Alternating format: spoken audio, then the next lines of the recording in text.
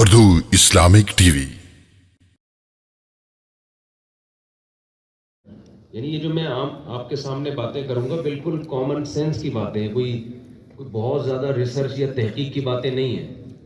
جب میرے استاذ ہیں حضرت مولانا محبوب الرحمان صاحب، جب میں دارالفتہ میں آیا نا تو میرے استاذ تھے حضرت مولانا محبوب الرحمان صاحب، جن سے میں نے صرف پڑھنا شروع کی۔ تو مولوی بننے کی جو ابتدا کرائی ہے مجھے حضرت مولانا محبوب الرحمان صاحب نے کرائی ہے، اور ان کا اکیلا شاگرد تھا میں صرف میں۔ تو جب استاذ صاحب میرا تعارف کرواتے تھے کسی کو کہ درجہ اولا میں کتنے طلبہ ہیں، تو حضرت استاذ صاحب بتاتے تھے وحدہ لا شریک لہ، اکیلا ہے یہ میرا تعارف ہوتا تھا۔ تو استاد جی کو جب بھی دیکھتا ہوں ایک دل میں خوشی کی بہاریں آتی ہیں، وہ پرانا زمانہ یاد آ جاتا ہے۔ اس وقت تو یہ تصور بھی نہیں تھا کہ اللہ ہم سے اتنا کام لے لے گا اور دنیا میں سفر ہوں گے۔ ہم نے تو صرف پڑھنا شروع کی تھی ضرب یضرب ضربن، یہ پوری گردان استاد جی نے یاد کرائی تھی، ضرب یضرب ضربن فهو ضارب وضرب یضرب ضربا فذاك مضروب لم يضرب لا يضرب لا يضرب لا يضرب لا يضرب الامر منه يضرب لتضرب ليضرب ليضرب النهي لا تضرب لا تضرب لا يضرب لا يضرب الظرف منه مضرب مضربان مضربين مضارب مضرب مضرب مضربان مضربين مضارب مضرب مضربة مضربتان مضربتين مضارب مضربة مضراب مضربان مضربين مضارب مضرب، اور اضرب اضربانی اضربینی اضربون اضربین اضارب ضرب ضربا ضربیان ضربیین ضربیات ضرب ضربا ما ضربہ اضربی وضربہ۔ یہ صرف صغیر ہے، ابھی کبیر تو پھر پورے سال چلتی رہے گی۔ یہ استاد جی نے یاد کرائی تھی ہمیں۔ اس وقت میں سوچتا تھا یہ کیا کرا رہے ہیں ہم کو، بھائی یہ کیا ہو رہا ہے، اس سے کیا ہوگا؟ تو یہ اندازہ نہیں تھا کہ اسی سے سب کچھ ہوگا، آگے جا کے اسی سے سب کچھ ہوگا۔ آج جو نئے نئے اسکالرز آ رہے ہیں نا، ان کو عربی گرامر کی الف بے بھی معلوم نہیں ہے، آیتوں کے ترجمے نہیں آتے، اردو کتابیں پڑھ کے پھر وہ ترجمے کر رہے ہوتے ہیں، عوام کو گمراہ کر رہے ہوتے ہیں۔ یہ ہمارے مدارس کی ایک زینت ہے کہ سب سے پہلا اسٹیپ یہ ہے کہ عربی زبان میں عبور پیدا کروایا جائے، گرامر میں۔ تو میں اصل ٹاپک کی طرف آتا ہوں۔ آپ نے نوجوانوں میں کام کیسے کرنا ہے اور ان کی نفسیات کیا ہے؟ ظاہر ہے ان کی نفسیات کو سامنے رکھ کے آپ نے کام کرنا ہے، اور کرنا کیا ہے آپ نے؟ ہمارے ہاں طلبہ میں ایک بہت بڑی مسٹیک یہ ہے کہ جو کچھ ان کو آتا ہے، جس میں وہ ایکسپرٹ ہوتے ہیں، جس میں ان کی مہارت زیادہ ہوتی ہے، وہ چیز عوام کو بتانے کی کوشش میں لگ جاتے ہیں کیونکہ ان کو وہ آتا ہے۔ میں اپنی مثال دے دیتا ہوں۔ اگر مجھے 4 شادیوں پہ زیادہ دلائل معلوم ہے، مجھے ایک مثال دے رہا ہوں، اس کو آپ سیریس نہ لیں۔ میں نے اس ٹاپک پہ بہت اسٹڈی کی، تیاری کی، اب میں ہر جگہ جا کے 4 شادیوں کے فضائل بیان کرنا شروع کر دوں، اور دلیل یہ ہو ایسی سوسائٹی میں بھی جہاں لوگ 8 کر رہے ہیں، لیکن چونکہ مجھے یہ ٹاپک زیادہ اچھا آتا ہے اس لیے میں یہ کروں، تو آپ بتائیے یہ کوئی عقل مندی کا کام ہوگا؟ بولے نا کیا ہو گیا بھائی؟ آپ توحید کے مسئلے پر آپ نے پی ایچ ڈی کی ہوئی ہے، توحید پر بیان آپ کو بہت اچھا آتا ہے۔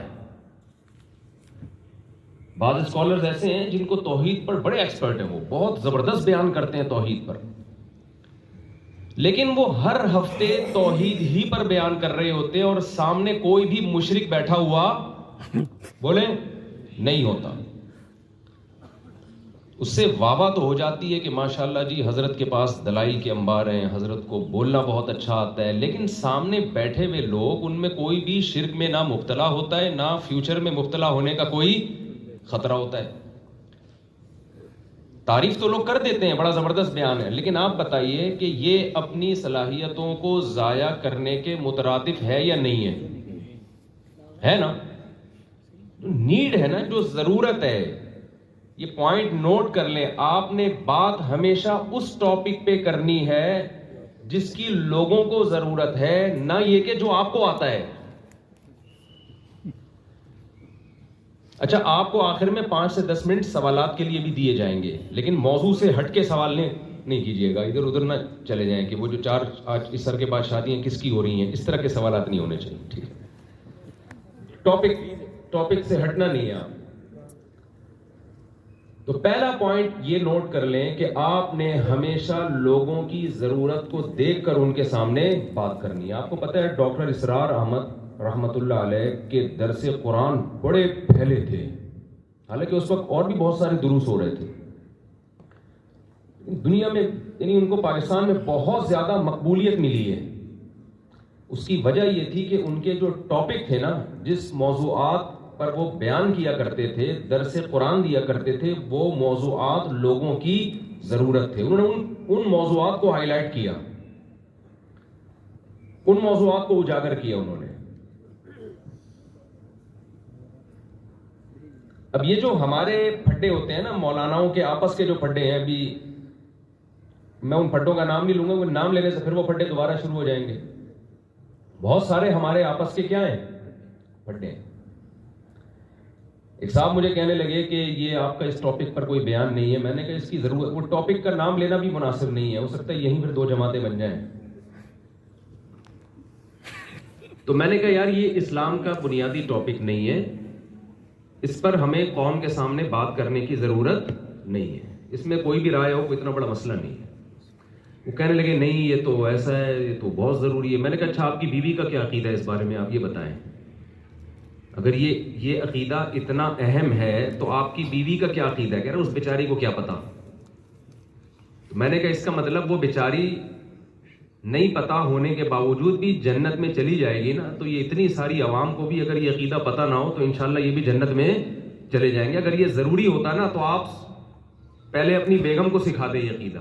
اس کو معلوم نہیں ہے تو پبلک کو بھی اگر یہ عقیدہ معلوم نہیں ہے تو اس سے نہ ان کی صحت پہ کوئی فرق پڑے گا, نہ ان کے ایمان پہ کوئی فرق پڑے گا. سمجھ میں آ رہی ہے بات کہ نہیں آ رہی ہے؟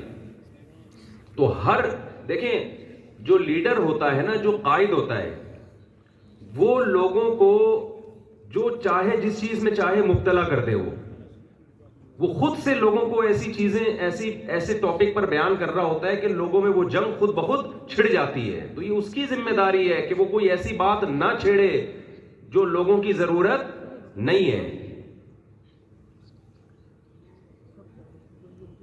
تو یہ جو عوام ہے نا جن کی نفسیات, میں تو یونیورسٹی میں بھی جاتا ہوں, پھر ہمارے دوست احباب بہت ہیں کالج کے. ہم نے تو کراچی میں انٹر تک جو ہے نا, ایف ایس سی تک اسکولوں میں, کالج میں ٹائم گزارا. پھر کچھ نیوی کے ادارے میں بھی مجھے 6-7 مہینے جاب کرنے کا, اپرینٹسشپ کا موقع ملا. اور بہت سارے